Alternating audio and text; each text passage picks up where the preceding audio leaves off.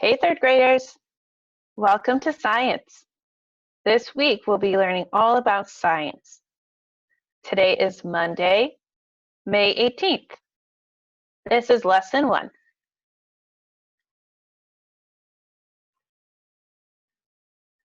Let's have a quick flashback to see what we've learned in science so far. We finished our unit about forces. You all did such a great job on your assessment. We are now going to start a new science unit. This unit will be about life cycles.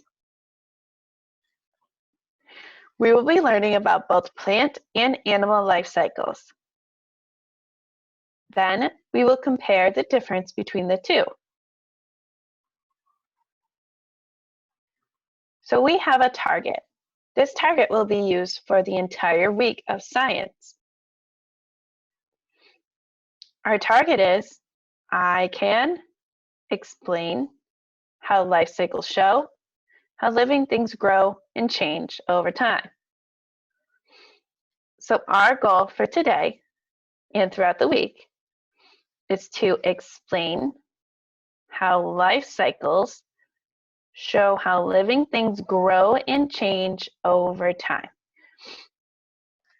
So we're going to be learning about how living things grow up and change and do it all over again throughout their life cycle. Today we'll be talking about plant life cycles.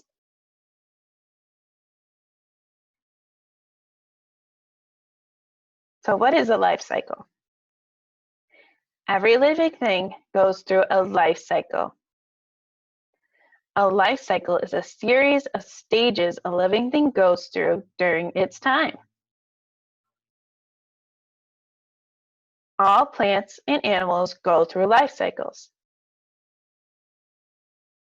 It is helpful to use diagrams to show the stages, which often include starting as a seed, egg, or live birth, then growing up and reproducing or making more.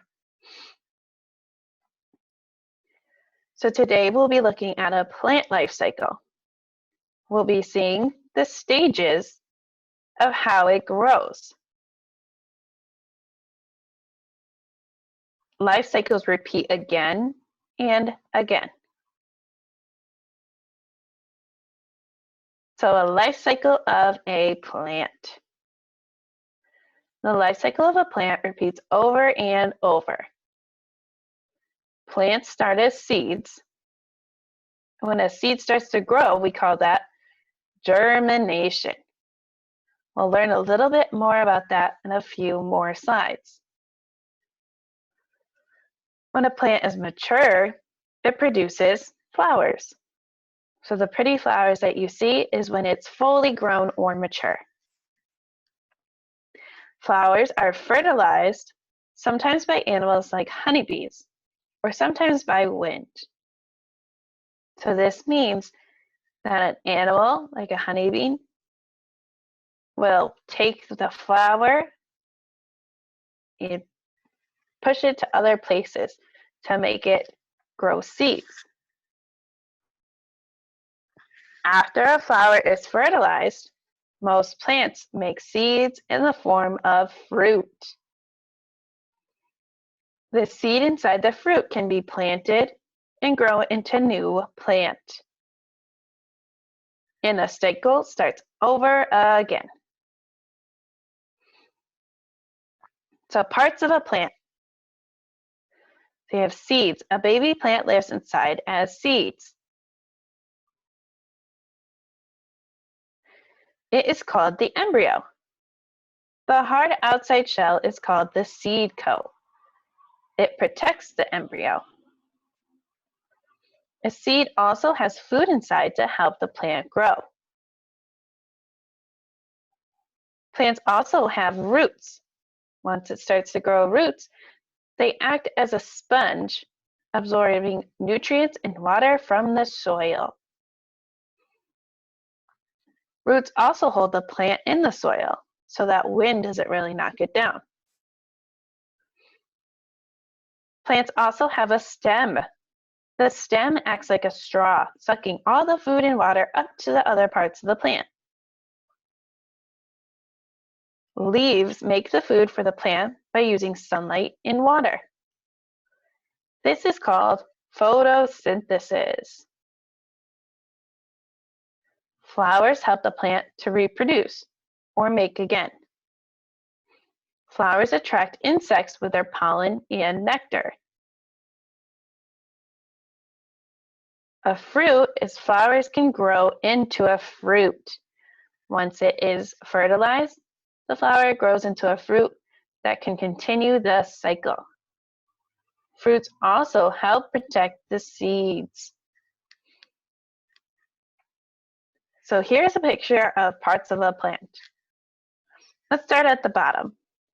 At the bottom, you can see that we have roots. So these are the roots that are in the ground, the part you don't see when it's planted. Like we said before, the roots absorb water from the soil. We also have a stem. The stem is the long green part. The stem anchors the plant and carries water, minerals, and food throughout the plant. So the roots get the water and the nutrients, and the stem shoots it up and puts it throughout the plant. Then we have our leaves. Our leaves absorb sunlight and carbon dioxide, then make food for the plant. So this process is called photosynthesis. The leaves help make that food for the entire plant. The flower, so this part of the plant, makes seeds to continue the life cycle. You can see the seeds right here. So the flower is the part that makes the seeds that then get carried and maybe put back into the ground, and another flower is grown.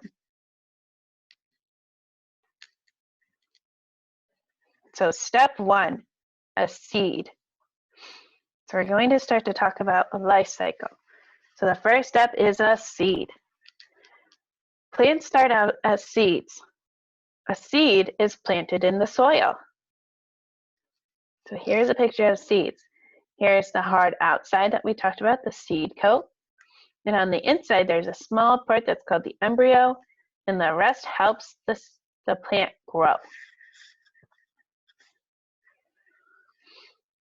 The second part is called, or step, is germination. Germination is when it gets what it needs, water, sunlight, minerals, from the soil, it will germinate. So once it has everything that it needs to live, it will start to germinate. Germination is the process by which a seed swells up and begins to sprout and develops a stem and roots. So you can see in this picture, here's our seed. The seed is starting to germinate here with the roots popping out, and it's germinating even more where it has a stem and roots. And then finally it will turn into a flower. So this is the process of germination. It growing due to the sunlight, water, and the minerals that it needs to become a flower. So once it starts to germinate, it grows into a seedling. From the seed, a tiny new plant called a seedling grows. So like you saw in the last picture, it started as a seed and start to make a seedling.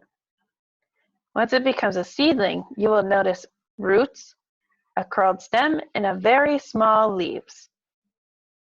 The seedling grows out of the ground, the stem and the leaves grow toward the sunlight, and the leaves make food for the plant.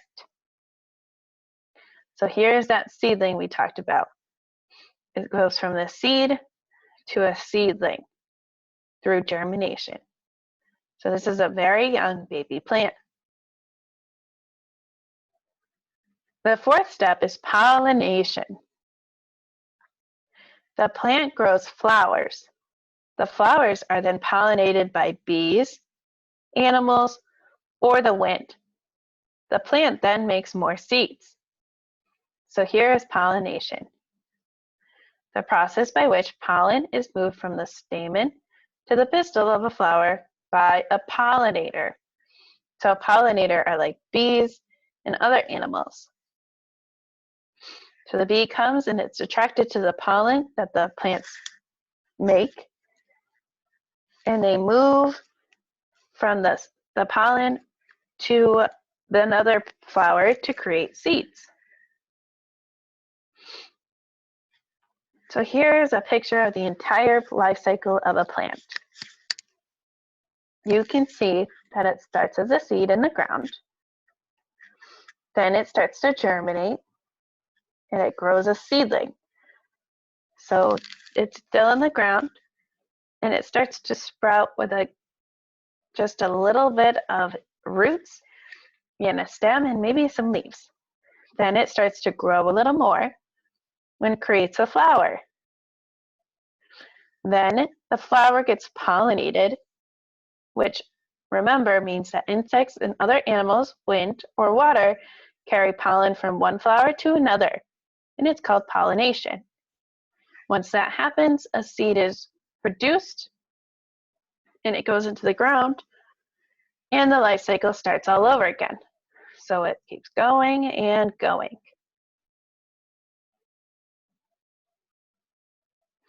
So now that you've seen the life cycle of a plant, let's go over a target. I can explain how life cycles show how living things grow and change over time.